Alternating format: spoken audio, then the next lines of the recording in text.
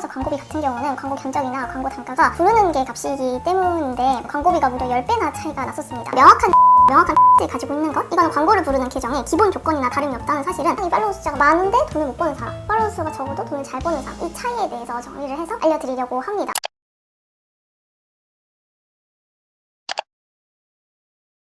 안녕하세요, 마케터입니다.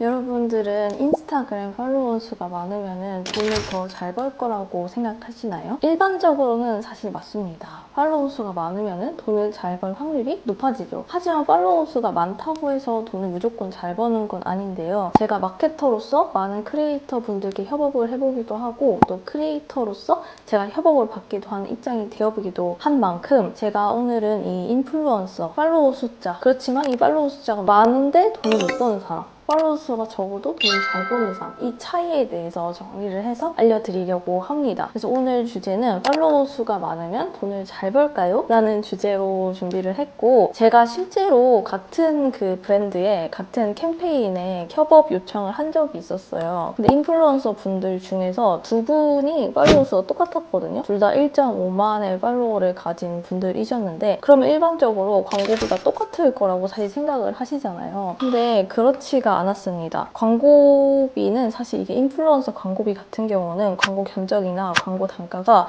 부르는 게 값이기 때문인데, 실제 제가 했던 그 두 분 같은 경우는 광고비가 무려 10배나 차이가 났었습니다. 한 번 같은 경우는 원고료를 15만 원을 받았었고 한 분은 150만 원을 받았었습니다. 그렇지만 이게 둘 다 성사가 됐었어요. 그 차이를 만드는 힘이 무엇인지, 같은 팔로워 숫자인데 견적이 10배나 차이가 나는 이유가 무엇인지 5가지로 정리를 해봤는데 하나씩 말씀을 드리도록 하겠습니다. 일단 첫 번째 이유입니다. 또렷한 주제가 있는가 없는가, 이거에 따라서 광고 단가가 달라집니다. 광고주들은 생각보다 많습니다. 저 같은 경우도 광고를 어떤 사람에게 줘야 이 비용을 가지고 더 많은 효과를 낼 수 있을까, 이거를 연구하면서 인스타그램이나 뭐 유튜브나 블로그나 여러 채널을 돌아다니면서 서치를 하고 있는데요.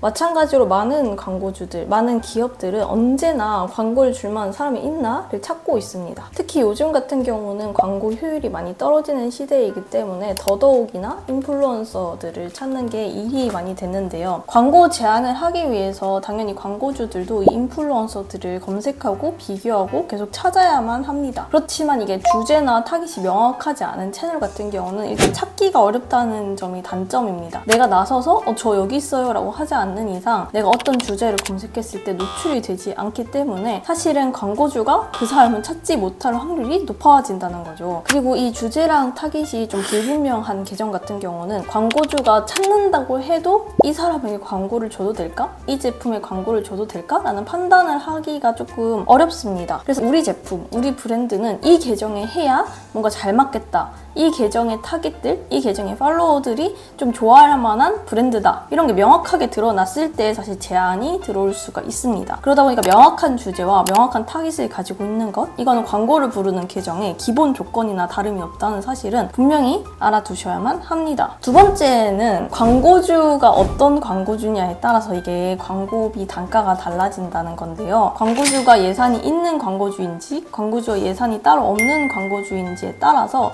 이 광고비도 차이가 많이 날 수가 있습니다. 실제로 제 주변 그 크리에이터 분들의 사례를 말씀을 드리자면은 뭔가 지역의 맛집 인플루언서, 맛집을 소개하는 그런 계정을 운영하고 있는 경우에는 사실 광고 단가를 많이 받기가 어렵습니다. 왜냐면 보통 그 지역의 맛집 같은 경우는 소상공인 분들이 이제 광고주시기 때문에 사실 소상공인 분들 같은 경우는 광고 예산이 넉넉하게 있는 편이 아니시잖아요. 그러다 보니까 광고 예산을 따로 편성하기가 어렵다는 그런 단점이 있습니다. 그래서 이게 우리의 광고주, 내 이 분야로 내가 계정을 운영을 했을 때 내 광고주는 누가 될까? 대기업일까? 혹은 소상공인일까? 이런 거에 따라서도 사실 광고 단가가 달라질 수 있다는 점. 그래서 그거를 명심하고 내가 만약에 광고를 받기 위해서 계정을 운영을 하고 있다 라고 했을 때는 내 콘텐츠 분야를 어떻게 정해야 될까? 난 나중에 광고 좀 많이 받고 싶은데 라는 생각이 들면은 그런 것들을 먼저 고려를 해보는 것도 방법이 될 수가 있습니다. 세 번째 이유는 경쟁이 얼마나 치열한가에 따라서 달라집니다. 내가 이 분야에서 올리원인지 혹은 원오브댐인지에 따라서 광고 단가가 되게 달라지는 거죠. 광고 경쟁이 치열한 분야에서 뭔가 나만의 차별점이나 나만의 컨셉이 없이 무작정 그냥 이 분야라는 그런 뭉뚱그려서 설명을 하게 되면은 광고주 입장에서는 굳이 나에게 광고를 줄 이유가 없죠. 왜냐면 다른 사람으로 대체를 할 수가 있으니까요. 실제로 제가 앞에서 10배의 광고비가 차이 났다는 그 두 분 같은 경우는 분야가 좀 다르긴 했어요. 한 분은 그냥 정말 이분의 그 라이프 스타일을 좋아하시는 분들이 팔로우하는 그런 계정이었어요. 그래서 약간 그분만의 라이프 스타일이 있는 대체할 수 없는 그런 존재라고 생각이 들었었고, 팔로워 수가 적지만 그 팔로워 수만큼 게시글의 반응 자체는 되게 높은 분이셨거든요. 근데 반면에 광고비가 조금 작으셨던 분 같은 경우는 저희가 그냥 쿡스타그램, 뭔가 레시피를 다루고 있는 계정을 찾았던 경우이기 때문에 사실 이렇게 접근을 하면은 레시피를 만드는 계정 같은 경우는 세상에 너무 굉장히 많아요. 그래서 우리의 광고 단가를 많이 맞춰주지 못한다라고 했을 때는 자연스럽게 다른 분들이 있나 하고 찾아보게 됩니다. 즉 이 말은 약간 이 사람이 아니면 안 된다라는 느낌이 들어야, 그런 포지션이 있어야만 사실 이 사람에게 광고를 줄 수 있다는 점입니다. 어떤 예시로 들까 하다가 일반 요리 인플루언서 같은 경우는 이 사람 말고 다른 요리 인플루언서에게 찾아야겠다, 광고 단가가 맞지 않을 경우 이런 식으로 접근이 가능하지만, 최근에 그 본 계정들 중에서 뭐 중2 혼밥, 중3 혼밥으로 되게 유행을 했었던 그 요리 인플루언서 분이 계셔요. 그분 같은 경우는 뭔가 중2 혼밥, 중3 혼밥 이런 컨셉 자체가 그냥 요리가 아니라 뭔가 중학생이 요리를 한다라는 명확한 컨셉이 있었기 때문에 이 사람에게는 그냥 광고를 주고 싶다, 단가가 좀 높더라도 이런 식의 접근이 가능한 거죠. 그래서 나만의 차별점이 있는가, 우리가 그냥 요리 인플루언서 이렇게 가는 게 아니라 요리인데 플러스 뭐를 더 할 것인가, 플러스 알파를 더해서 계정 컨셉을 정해야 된다라는 것을 아셨으면 좋겠습니다. 네 번째는 내 가치를 증명할 수 있냐 없냐에 따라서 광고 단가가 달라집니다. 만약에 내가 광고 단가를 높게 불렀어요. 그냥 막연하게 높게만 부르면은 광고주 입장에서는 이 사람 뭔데 광고 단가 이렇게 높게 부르지? 그냥 안 할란다 라고 생각을 할 수도 있잖아요. 근데 광고 단가를 높게 부르면서 내 광고 단가가 높은 이유에 대해서 명확한 근거와 수치를 제시를 하는 거죠. 그런 경우에는 사실 이 광고주 입장에서도 비싸지만 내가 이 사람에게 투자를 했을 때 그래도 결과가 나올 수 있겠다라는 확신이 어느 정도 들기 때문에 믿고 광고를 맡길 수가 있습니다. 예를 들어서 내 콘텐츠의 평균 도달수가 업계 평균보다 높은 편이다 라는 수치를 보여준다든지, 내 콘텐츠는 뭔가 도달수, 노출수에 비해서 저장이나 공유수가 많은 편이다, 혹은 팔로워 수가 적다 하더라도 팔로워에 허수가 없고 실질적으로 반응률이 높다는 거를 수치로 보여주면은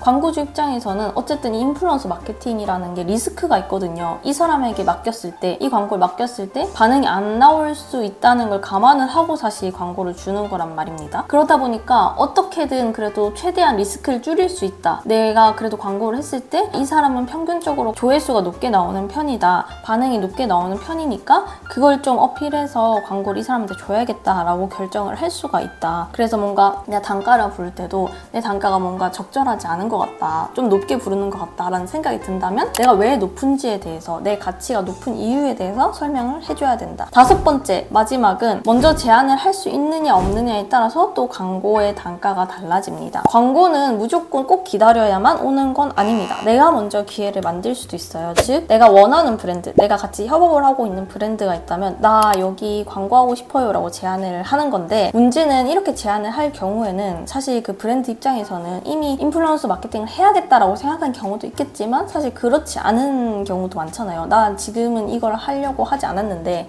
다른 일들을 하고 있었는데 라는 생각을 하고 있는 경우에는 갑자기 인플루언서 마케팅을 하기에는 조금 부담이 될 수밖에 없는 거죠. 그래서 광고주 입장에서 혹할 수밖에 없게 실행을 하면은 인플루언서가 그냥 해줄 것 같다, 그냥 다 해줄 것 같다, 우리가 신경 쓸 게 별로 없는 것 같다 라는 판단이 들면은 사실 이 제안을 수락할 확률이 높아집니다. 예를 들어서 뭔가 내가 어떤 콘텐츠를 만들 거다라는 주제를 좀 보여준다든지 내가 어떤 타깃에게 어떻게 노출을 시킬 거다라는 거, 그리고 내 콘텐츠를 이렇게 만들었을 때 나는 어떤 결과를 만들 수 있다라는 걸 구체적으로 제시한 제안서를 작성해서 보내주는 식으로 제안을 해야 됩니다. 그래서 뭔가 이 제안은 그냥 바로 실행을 하면 되겠다, 실행력이 있는 제안서라면은 응할 확률이 높아진다는 거, 그 점을 명심을 해주시면 좋겠습니다. 제가 최근에 마케터 숭님의 영상을 봤는데요. 저는 그분이 워낙 인플루언서시기도 하고 유명하시고 인맥도 넓으시다 보니까 기회들이 그냥 인맥을 통해서 주어진다고 사실 막연하게 생각을 했었어요. 근데 그 영상을 보니까 내가 원하는 브랜드가 있을 때 저 이거랑 같이 협업하고 싶다라는 제안을 계속 하시는 분이시구나 라는 걸 느껴서 좀 많이 반성을 하기도 했었거든요. 같은 팔로워 수일 때 다른 광고비를 받는 경우 광고 단가를 무려 10배나 차이 나게 받을 수 있는 이유를 5가지 정도로 정리를 해봤습니다. 어떠셨나요? 뭔가 와닿는 게 있으시지 않으신가요? 제 주변에는 콘텐츠를 너무 잘 만드시는 분들이 계시고 인플루언서 분들도 계시지만 업종 특성상 뭔가 광고 단가를 높게 받지 못하시는 분들도 계시고, 또 이 주제가 명확하지 않아서 혹은 이 광고주들에게 눈에 띌 수 있는 주제가 아니라서 그런 경우라서 광고 단가를 높게 받지 못하시는 분들도 계십니다. 물론 광고를 받는 게 크리에이터가 수익을 낼 수 있는 모든 방법은 아니지만 대표적인 그 수익 모델이 광고다 보니까 오늘은 이 광고를 가지고 말씀을 드렸는데요. 저는 뭐 브랜드 계정도 마찬가지고 그냥 인플루언서 계정도 마찬가지고 모든 계정에서는 뚜렷한 주제와 뚜렷한 그 컨셉이 있어야 된다고 생각을 합니다. 그 주제가 뚜렷하고 전하고자 하는 바가 명확할 때 비로소 그 계정의 가치가 생긴다고 생각을 하거든요. 그래서 오늘 내용은 여기까지고 도움이 되셨다면 좋아요, 댓글, 구독, 알림 설정으로 저를 응원해주세요. 다음 영상도 많이 기대해주세요. 그럼 오늘도 모두 성공하는 하루 보내세요. 안녕.